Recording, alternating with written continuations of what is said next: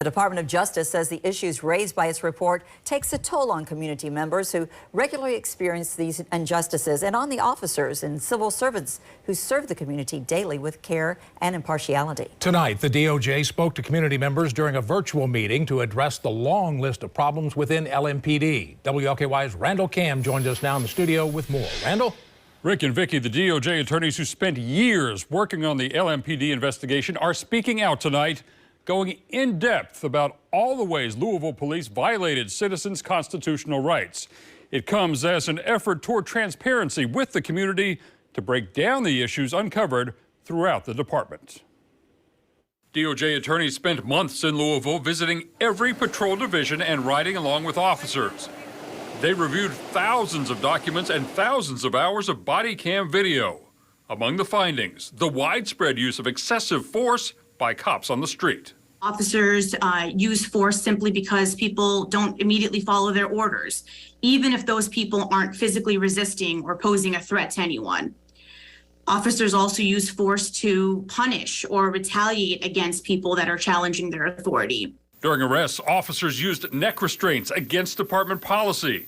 Officers let police dogs bite suspects even after a suspect was in custody. The DOJ also viewed body cam video of tasers used against people already restrained and not resisting. We saw instances where officers tase people multiple times without justification and intentionally target vulnerable parts of people's bodies. Assistant U.S. Attorney Jessica Malloy is based in Louisville. She found problems with the way LMPD obtains search warrants. Of the warrants in our sample, officers rarely sought approval from 19 of the 30 judges. Just 6 of the judges alone approved more than half of the warrants in our sample. Malloy says during search warrant execution, LMPD officers failed to knock and announce their presence, didn't turn on body cams, and conducted searches late at night for no apparent reason.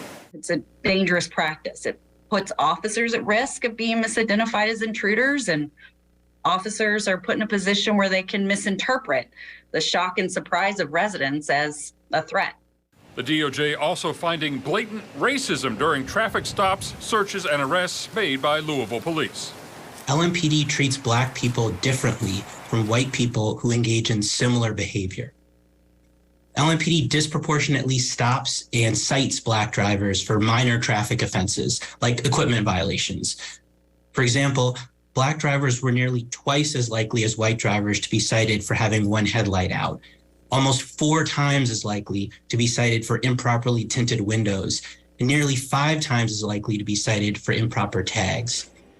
This was the first of many public community meetings to be hosted by the DOJ. Investigators say even though they weren't able to accept public comment at this meeting, they will at the next one. If you'd like to attend the next online meeting, that information is on our website, WLKY.com, and the WLKY app. Live in the studio, Randall Kam, WLKY News.